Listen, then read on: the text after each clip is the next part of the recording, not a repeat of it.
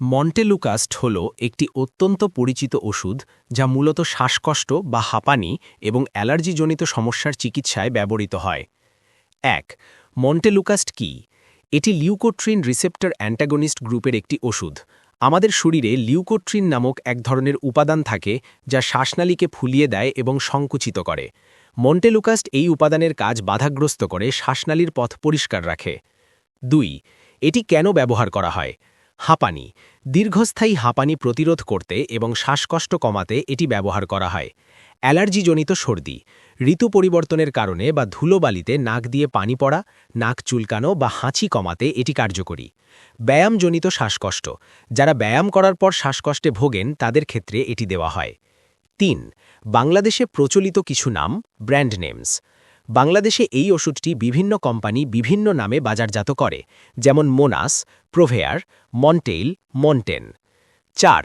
সেবন মাত্রা, ডোজেজ। সাধারণত বয়সের ওপর ভিত্তি করে এর ডোজ ঠিক করা হয়। প্রাপ্তবয়স্ক ১৫ বছরের বেশি ১০ মিলিগ্রামের একটি ট্যাবলেট, দিনে একবার। শিশু ৬ থেকে ১৪ বছর ৫ মিলিগ্রামের চিবিয়ে খাওয়ার ট্যাবলেট, চিউয়েবল ট্যাবলেট। ছোট শিশু ২ থেকে ৫ বছর ৪ মিলিগ্রামের চিবিয়ে খাওয়ার ট্যাবলেট। কখন খাবেন?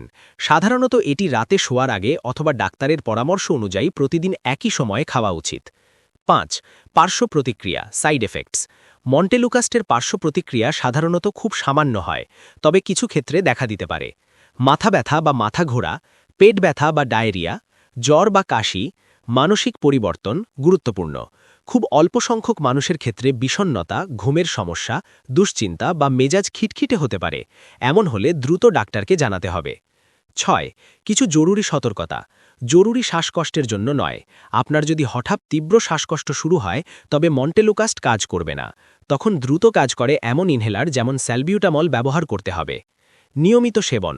ভালো বোধ করলেও ডাক্তারের পরামর্শ ছাড়া এটি হঠাৎ বন্ধ করা উচিত নয়। গর্ভাবস্থায় বা স্তন্যদানকালে এই ওষুধ খাওয়ার আগে অবশ্যই ডাক্তারের পরামর্শ নিতে হবে। ৭.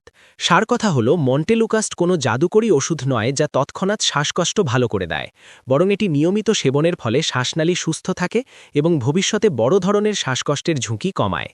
বিশেষ দ্রষ্টব্য: যে কোনো ওষুধ সেবনের আগে একজন নিবন্ধিত চিকিৎসকের পরামর্শ নেওয়া বাধ্যতামূলক। আপনার শারীরিক অবস্থা বিবেচনা করে ডাক্তারি সঠিক ডোজ নির্ধারণ করবেন।